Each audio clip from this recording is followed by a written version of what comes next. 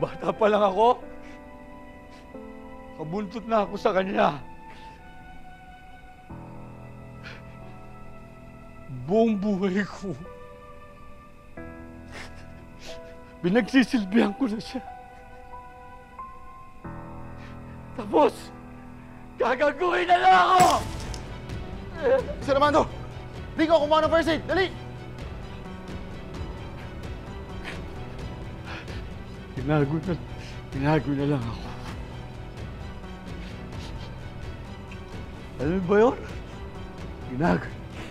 Tinago na lang ako. Sir Armando.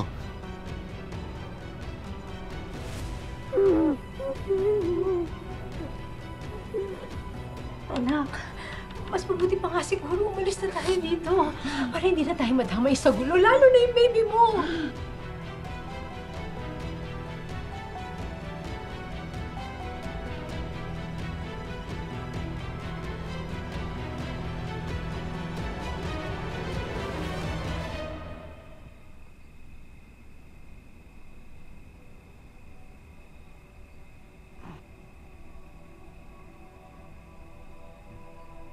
Sir Armando, patapos na to.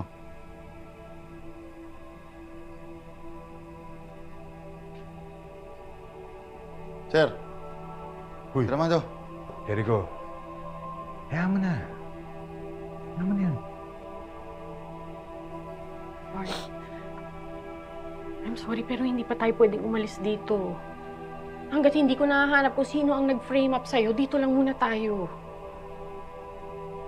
Ate, hindi na mahalaga kung sino yung gumawa sa akin ito. Ang importante, wala nang masaktan sa atin. Akala ko ba mahal ni Sir Amando yung mga Palacios? Lalo na si Madam. Nangyari? Yun nga yung nakakapagtaka eh. Ngayon ko lang siya nakitang ganyang kagalit. Sa totoo lang, ngayon ko lang siya nakitang may emosyon. At least ngayon alam natin tao siya, hindi robot. Pero, yan yung delikado ha. Yung taong walang imik, para yung bulkan na pag sumabog, nakamamatay.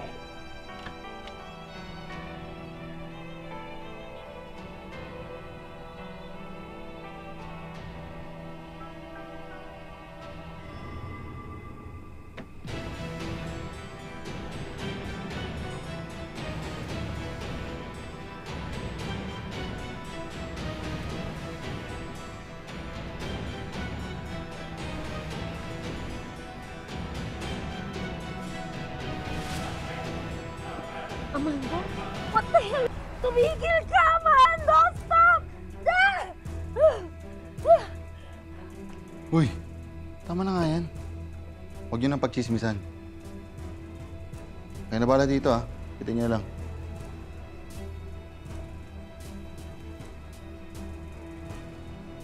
Yes, sir. Sungit ni boss ha. Unting-unting nagiging Palacios na. Hindi yan.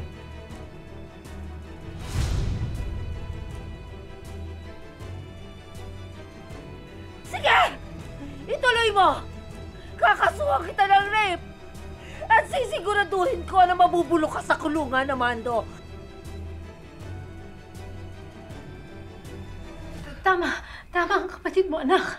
Pabayaan na natin kung sino yung demonyong nag-frame up sa kanya. Bahala ng Diyos sa kawalang hiya nila. Pero ma'am, malakas po kasi yung kutob ko na baka may kinalaman po siya dun sa pagkalason kay Basil. Baka siya din po yung tinutukoy ni Inigo na mastermind at pumatay sa asawa ko.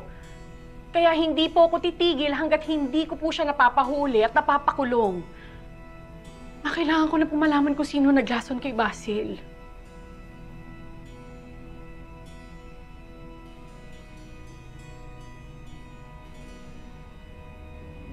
God! Amando! Yung nangyari sa atin noon, minsan lang yun. At hindi na mauulit yun. Kahit kailan. Kakatapos ko lang mag-ikot-ikot sa compound. Naghanap ako ng mga posibleng mag-match sa tarred pattern na hinahanap natin. Sige, update na lang. Good evening, Sarge. Good evening. Ginabi yata kayo. Kakatapos ko lang mag-ikot-ikot sa compound. Salamat, Sarge, at hindi kayo tumitigil sa paghahanap kung sino nag-frame up kay Ward. Lakas ang kutob ko na kagawan ito ng mastermind ng Palacios Killer. Kaya hindi ako titigil sa paghahanap. Kung gusto niyo pong mahanap kung sino yung mastermind, sa tingin ko kailangan niyo mag-assign ng surveillance team para kay Mama Aurora at kay Tito Galvan. Sa tingin ko may kinalaman sila.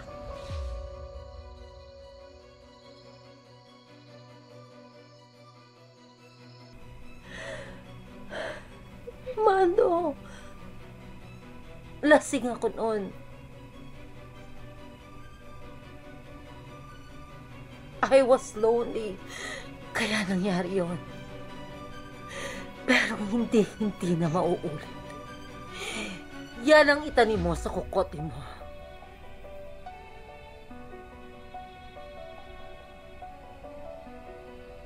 Naisip ko na rin yan na ipa-surveillance sila.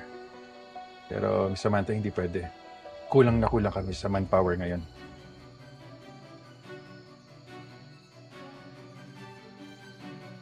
Hindi ko lang sana ginalit si George. Sana kami yung gumagawa niyan. Sana kami nagmamanman kay Tito Galvan at kay Mama Aurora. Kung di lang sana ako nagpadala sa galit ko, di sana hindi ko nasaktan si Warren. Sana hindi nagalit sa akin si George.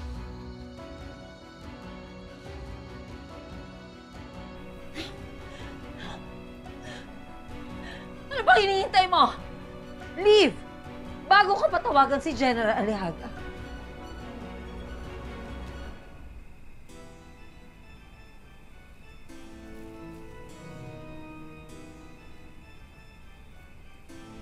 Aurora, mahal na mahal kita.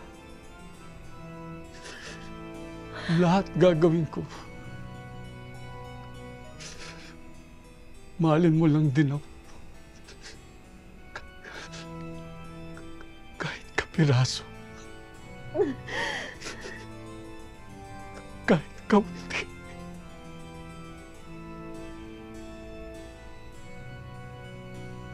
Sige, mauna na ako. Sige po. Salamat po.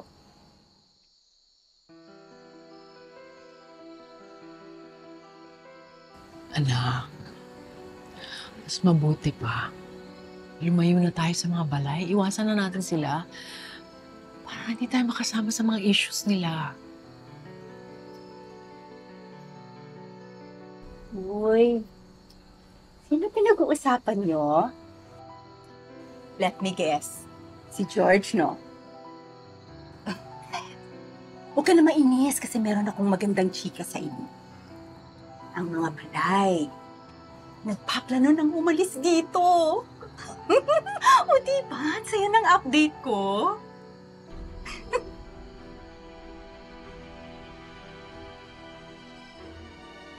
Amano, ay hindi lahat ng minamahal natin, minamahal tayo pabalik. Alam ko, dahil pinagdaanan ko din, kahit masakit, tinanggap ko dahil kailangan. Amando, I trust you with my life. I feel safe and protected when I'm with you. Pero hanggang dun lang tayong dalawa. Sana makontento ka doon.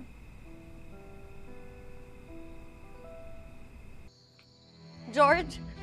George! George, sandali. Sandali, George. Anong ginagawa mo dito? Hindi ba sinabihan na kita na wag ka nang lalapit sa amin? Totoo ba yung narinig ko? Paalis na daw kayo? Ang kapal talaga ng mukha mo, ano? Hindi ka na nakapaghintay. Nagpunta ka talaga dito para siguraduhin mawawala na kami sa buhay mo?